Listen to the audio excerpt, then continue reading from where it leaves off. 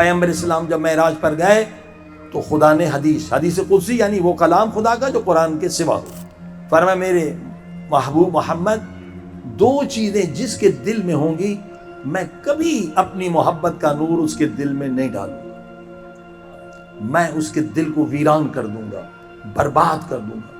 یعنی خدا نے کہا مجھے نفرت ہے سب سے زیادہ ان دو چیزوں سے۔ وہ کیا؟ ایک حب دنیا کی محبت اور حب ذات، اپنی ذات کی محبت، لو آف سیلف۔ چلو حب دنیا حدیث سن کر آپ مٹا سکتے ہیں، مگر حب ذات مٹانا بہت مشکل ہے۔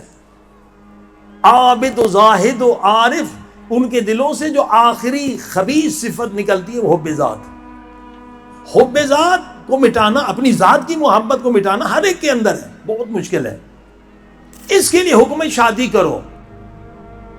شادی کرنے کے بعد اگر اہل بیت اور قرآن کے فرامین پر عمل کیا حب ذات مٹ جائے گی۔ حب ذات کیسے مٹتی ہے؟ قربانی دینے سے مٹتی ہے، کیونکہ میاں بیوی مجازی محبت کرتے ہیں،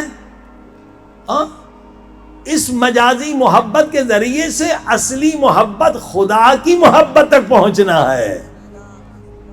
ہم نے پوچھا بھئی 50 سال سے شادی کی ہے، خدا کی محبت بڑھی ہے یا گھٹی ہے؟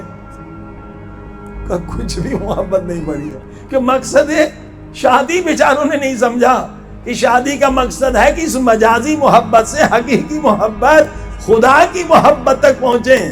مولا علی نے کہا یہ مجازی محبت ہے، تم جب مر جاؤ گے تمہاری خوبصورت بیویاں کسی اور سے شادی کر لیں گی۔ یہ حقیقی محبت نہیں ہے، مگر یہ محبت ذریعہ ہے حقیقی محبت، خدا کی محبت، اہل بیت کی محبت تک پہنچنے کے لیے۔ وہ محبت جسے فنا نہیں ہے، ارے قیامت کے دن جو ماں کی محبت ہے وہ بھی ختم ہو جائے گی، وہ بھی مجازی میں تبدیل ہو جائے گی۔ ماں بیٹے سے دور بھاگے گی کہ کہیں نیکی کا سوال نہ کرے۔